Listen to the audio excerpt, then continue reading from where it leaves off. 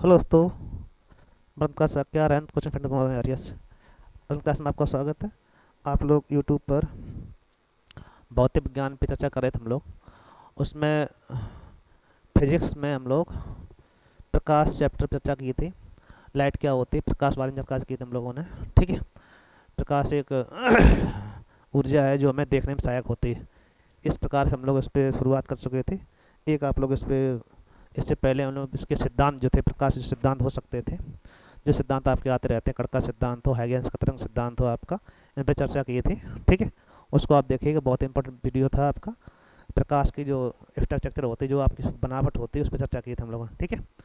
उसके आगे अब प्रकाश के गुणों पर चर्चा करें हम लोग। तो उससे पहले प्रकाश, जो दृश्य प्रकाश होता है आपका, जो आपका दृश्य प्रकाश है, उस पर हम लोगों ने बताया था इसका एक स्पेक्ट्रम होता है, इसका एक तरंग दैर्ध्य होती है। ठीक है।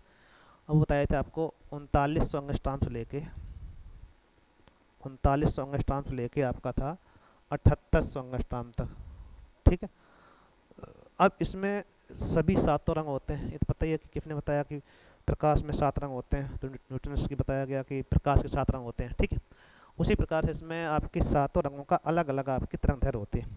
तो सबसे पहले बैगनी होता है, जिसकी तरंग दैर्ध्य 3900 लेके 4300 तक होती है।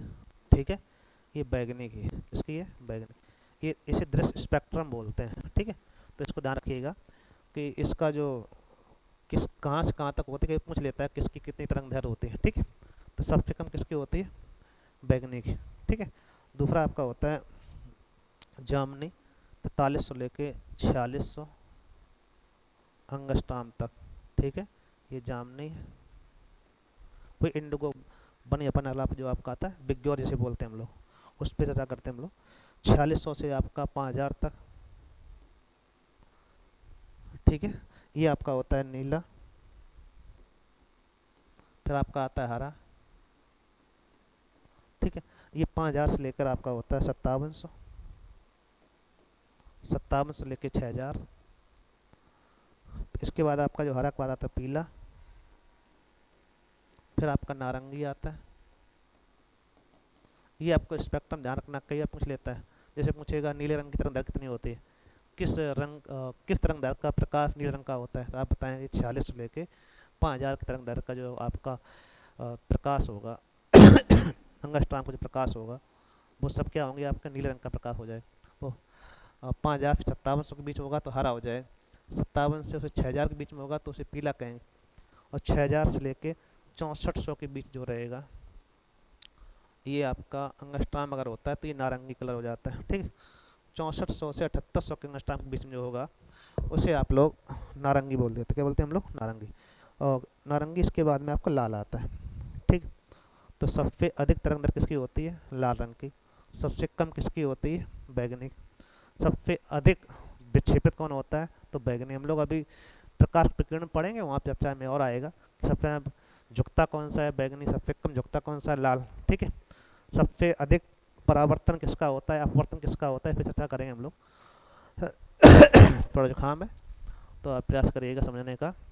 तो दृश्य स्पेक्ट्रम, ये कई बार पूछा जाता है प्रकाश का दृश्य स्पेक्ट्रम। इसमें ध्यान रखना कि 3900 लेके 7800 अंगस्ट्राम का जो आपका तरंग दैर्ध्य होगी प्रकाश की, वो हमारी आंख देख सकती है। और उसमें भी कितने कलर होते हैं? 7 कलर होते हैं। 7 रंग से मिलकर प्रकाश बना होता है। इस पर भी चर्चा हम लोग जब प्रकीर्णन पढ़ेंगे उस पर चर्चा करेंगे अलग अलग करके, तो आपको ध्यान रखिएगा। ठीक है। तो ये आपके प्रकार के आपके पूरे आपके जो है 7 प्रकार से प्रकाश दिया जाता है। ठीक है। अब प्रकाश के गुणों पर चर्चा करेंगे हम लोग। प्रकाश सिद्धांत हो गए, प्रकाश स्पेक्ट्रम हो गया। अब आप प्रकाश के गुणों पर चर्चा करेंगे। प्रकाश के गुण। ठीक है। प्रकाश के गुण। गुण में सबसे पहले आपका आता है परावर्तन। क्या आता है? परावर्तन। परावर्तन क्या है? प्रकाश का परावर्तन। प्रकाश का परावर्तन। ठीक है। तो प्रकाश परावर्तन, जब प्रकाश किरण किसी वस्तु या कण से टकराकर वापस लौट आती है तो उसे हम प्रकाश का परावर्तन कहते हैं। ठीक है। जब प्रकाश किरण जब प्रकाश किरण किसी कण या परावर्तक से से टकराकर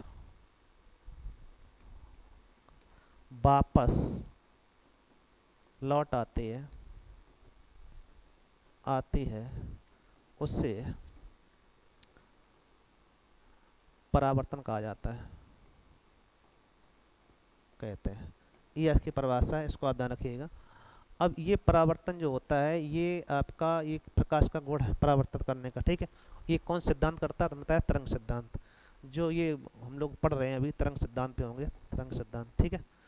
कि कुछ आपके हमने बताया था कि दो ऐसे थे काम्पटन प्रभाव हो या प्रकाश विद्युत प्रभाव हो, उनकी व्याख्या करने के लिए आपको क्या चाहिए? कण की प्रकृति चाहिए होगी। यहाँ पे जो सिद्धांत की व्याख्या करेगा, कौन सिद्धांत करेगा? आपका तरंग सिद्धांत हाइगेंस का तरंग सिद्धांत चर्चा कर रहे होंगे हम लोग, ठीक है। तो इसमें आपका जो मेन पॉइंट है ये ध्यान रखिएगा, जब कोई प्रकाश कहीं करट जाती है, किसी टकरा के जब वापस आती है, इस घटना को क्या कहते हैं हम लोग? प्रकाश का परावर्तन कहते हैं, ठीक है। अब प्रकाश परावर्तन के दो नियम, कितने नियम? दो, दो प्रमुख नियम है। अब प्रकाश परावर्तन के दो नियम बताए गए, मतलब दिए गए, ठीक। तो उसमें होता क्या है, आपको ये ध्यान देना है कि जो जो नियम है आपके दो, वो इस प्रकार से हैं। पहली बात यह है कि कोई परावर्तक है आपका, तो उस पर आपतित किरण और अविलंब क्या डालें हम लोग? एक अविलंब बता दिया जाए, ध्यान देना इधर। ये आपका कोई तल, मान लो दर्पण है, सबसे अच्छा परावर्तक दर्पण माना जाता है। तो दर्पण जो होता है, एक दर्पण मान लो सबसे अच्छा परावर्तक माना जाता है, ठीक है। इसमें आपका दर्पण जो है सबसे अच्छा परावर्तक, इसमें एक अवलंब डाल दें, ठीक है। अवलंब, ये क्या है? अविलंब, ठीक है। इस पे कंडीशन ये होती है आपतित किरण और परावर्तित किरण, ठीक है। आपतित किरण मतलब जो प्रकाश पुंज आ रहा है और जिससे टकरा के बाद जो लौट के जा रहा है, ठीक है। आपतित किरण, परावर्तित किरण और अविलंब तीनों एक ही बिंदु पर होंगे, ये फिर हम लोग परावर्तन का पहला नियम बोलते हैं, ठीक है।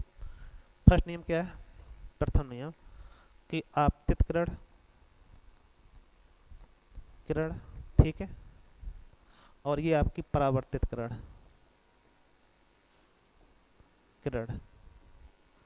आपतित किरण, परावर्तित किरण तीनों और ये अविलंब तीनों एक ही बिंदु पर होंगे, ठीक है। तीनों क्या होंगे? एक ही बिंदु पर होंगे। अब ये आपको ध्यान रखना है कि ये आपका पहला नियम कहलाता है। दूसरा नियम इसका जो है आपका है, उसे आप ध्यान रखिएगा, इस प्रकार कहते हैं कि आपतित किरण और अवलंब के बीच कोण आई और परावर्तित किरण और अवलंब के बीच कोण आर, जे आपस में कैसे होंगे? बराबर होंगे। कोण आई बराबर कोण आर, ये आपका सेकंड नियम, ठीक है।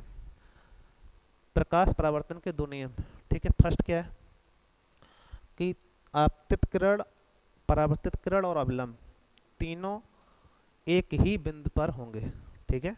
तीनों का मिलान बिंदु क्या होगा? एक ही बिंदु होगा। दूसरी बात कि आपतित किरण और अवलंब द्वारा निर्मित कोण, अविलंब और परावर्तित द्वारा निर्मित कोण दोनों आपस में बराबर होते हैं, इसे आप लोग परावर्तन का सेकंड नियम कहते हैं। कोण आई बराबर कोण आर, ठीक है। ये आपको ध्यान रखना है, बहुत ही अच्छा पॉइंट है। इसे प्रकाश का परावर्तन बोलते हैं हम लोग। प्रकाश परावर्तन मतलब है कि जब कोई प्रकाश किसी स्तंभ से, किसी परावर्तक तल से टकरा कर लौट आता है, उस घटना को परावर्तन कहते हैं हम लोग, ठीक। अब इसके दो नियम, फर्स्ट नियम आपका कि तीनों पॉइंट एक ही बिंदु पर होंगे, आपतित किरण द्वारा, परावर्तित किरण और अवलंब तीनों बिंदु एक ही पॉइंट होंगे, ठीक है, पहली बात। दूसरी बात आपतित किरण और अवलंब से बनाया गया कोण आई, अवलंब और परावर्तित कोण बनाया गया कोण आर आपस में कैसे होते हैं? बराबर होते हैं, ठीक है। तो ये आपका दूसरा नियम कहलाता है, ठीक है भाई। तो इस प्रकार आपको ध्यान रखना है कि आपतित किरण ये दोनों आपके कैसे होते हैं? बराबर होते हैं। ये आपका जो है परावर्तन, प्रकाश का परावर्तन कहलाता है। इसमें आपके जो क्वेश्चन बनते हैं वो इस प्रकार आएंगे, खास को रखना कि दो नियम आपके, पहली बात कि आपतित किरण और परावर्तित किरण दोनों के और अविलंब तीनों बिंदु एक ही पॉइंट पर होंगे, ठीक है। दूसरी बात कि कोण आई कोण आर कैसे होंगे? आपस में बराबर होंगे, ठीक है। ये आपका दूसरा नियम कहलाता है। अब इसमें से जो क्वेश्चन रहते हैं कि जब किसी वस्तु से प्रकाश टकराता है, हमने वो जो प्रकाश प्रवाह बता रहे थे, तो जब टकराने के बाद वापस आता है तो जो जिस पे पड़ता है, जैसी वो वस्तु दिख रही है वो उसी रंग के प्रकाश को परावर्तित कर रही है। ठीक है, तो जैसे कहीं इसके जो प्रयोग आएंगे दैनिक जीवन में, वो इस प्रकार क्वेश्चन पूछेगा आपसे। इसको आगे बढ़ाएं हम लोग थोड़ा। ठीक है, इसको ऊपर कर लेते हैं, फिर आपका थोड़ा फॉर्ट कर देंगे, कि थोड़ा ले लेना आप लोग एक साथ पूरा हो जाएगा। एक क्वेश्चन आएगा कि वस्तुएं हमें दिखाई देती हैं, वस्तुएं हमें दिखाई देती हैं, दिखाई देती हैं किस घटना के आधार पर, किस घटना के आधार पर? तो आप कहेंगे प्रकाश के परावर्तन के आधार पर। कोई वस्तु कैसी दिख रही है ये डिपेंड करता है, प्रकाश का परावर्तन होगा तो वस्तु हमें दिखाई देगी, अन्यथा वस्तु हमें दिखाई नहीं देगी। ठीक है, जैसे अगर कोई एक क्वेश्चन आया था कि पत्ती का हरा दिखाई देना प्रकाश का कौन किस गुण का उदाहरण है? पत्ती का, जो नीम की पत्ती, आम की पत्ती, किसी की भी है, उसका हरा दिखाई देना, पौधों की पत्तियों का हरा दिखाई देना किस घटना का उदाहरण कहते हैं हम लोग? प्रकाश के परावर्तन का, क्योंकि वो पत्ती जो है वो हरे रंग के प्रकाश को परावर्तित कर रही है। ठीक है, चलो दूसरी बात कोई वस्तु जैसे कहीं कहा जाए कि शर्ट लाल दिखाई दे रही है, दिखाई दे रही है, ये किस घटना का उदाहरण है? तो कहता है हम लोग प्रकाश के परावर्तन का, क्योंकि वह लाल रंग के प्रकाश को परावर्तित कर रही है। जैसे कोई वस्तु, जैसे कोई आपका पीला वस्तु को दिखाई दे रही है, तो पीली वस्तु दिखाई देने का कारण क्या है? कि वो पीले रंग के प्रकाश को परावर्तित कर रही है। जो वस्तु जिस रंग के प्रकाश को परावर्तित करेगी वस्तु वैसी दिखेगी। लेकिन सफ़ेद के साथ ध्यान रखना, यदि कोई वस्तु सफ़ेद दिखाई दे रही है, सफ़ेद दिखाई दे रही है, इसका मतलब ये है कि वो सभी रंग के प्रकाश को परावर्तित करते हैं। इधर रखना, सभी रंग के प्रकाश को परावर्तित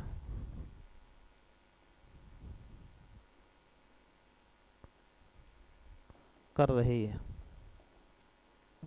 ठीक है, कर रही है।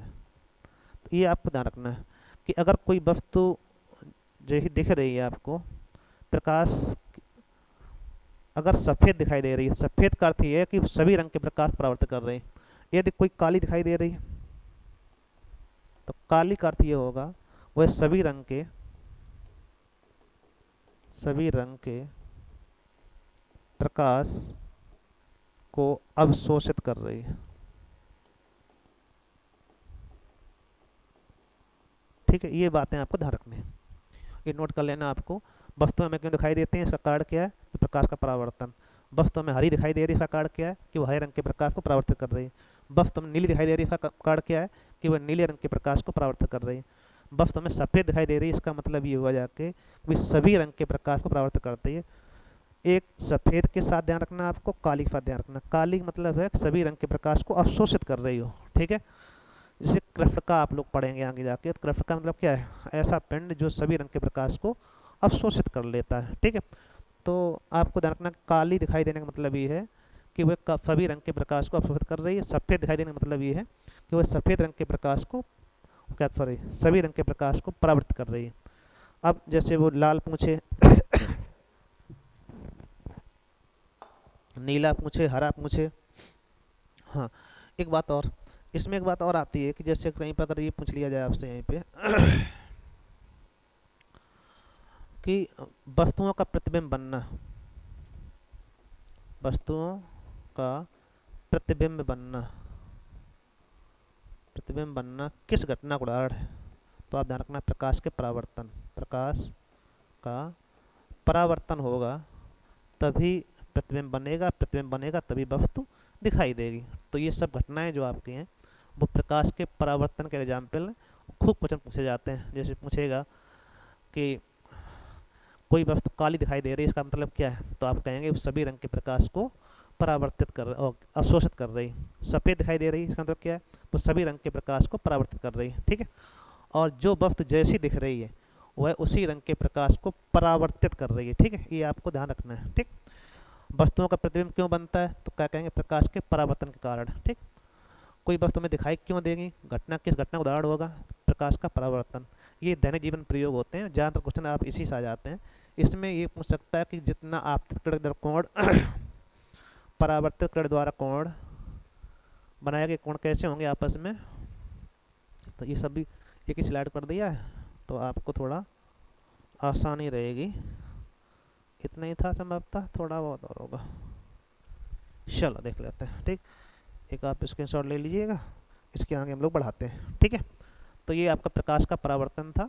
परावर्तन संबंधित जितने क्वेश्चन आपके बन सकते हैं वो सब इसी में है, कि जब कोई टकरा के लौटती है तो फिर हम लोग क्या कहते हैं, परावर्तन कहते हैं। क्या कहते हैं हम लोग, परावर्तन कहते हैं, ठीक है। और इसके दो नियम होते हैं। पहला नियम आपका ये रहेगा कि तीनों एक ही बिंदु होंगे। दूसरी बात ये होगी कि कोण आई कोण आर कैसे होंगे, आपस में बराबर होंगे, ठीक है। मेन क्वेश्चन यहीं पे आते हैं, वस्तु में दिखाई देती है। इस घटना उदाहरण है आपका तो प्रकाश का परावर्तन, ठीक है। और शर्ट लाल दिखाई दे रही, पत्ती हरी दिखाई दे रही, क्यों दिखाई दे रही, जिस रंग के प्रकाश को वो परावर्तित कर रही है वस्तु वैसे ही दिखाई देती है, ठीक। तो ये थी आपकी प्रकाश का परावर्तन। अगली चर्चा करते हैं हम लोग प्रकाश के अपवर्तन पर, ठीक। डालेंगे हम लोग प्रकाश का अपवर्तन, प्रकाश का अपवर्तन, ठीक है। प्रकाश का अपवर्तन, अपवर्तन मतलब प्रकाश का अपवर्तन घटना चर्चा करेंगे हम लोग, ठीक है। इसमें होता क्या है कि जो घटनाएं होती हैं, जब प्रकाश किरण एक माध्यम से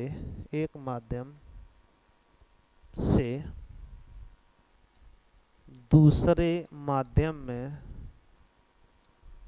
में प्रवेश करती है तो इस घटना को प्रकाश का अपवर्तन कहते हैं।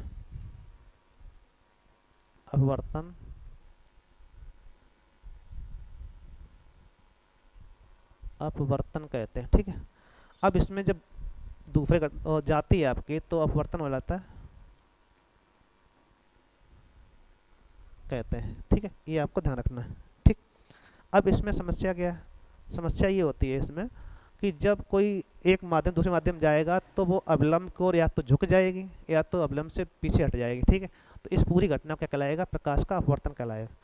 तो यहाँ से मेन पॉइंट यही है, प्रकाश का अपवर्तन क्या है कि जब प्रकाश कण एक माध्यम दूसरे माध्यम जाएगी तो वो अवलंब के साथ या तो अवलंब की ओर झुक जाएगी या अवलंब से अलग हट जाएगी।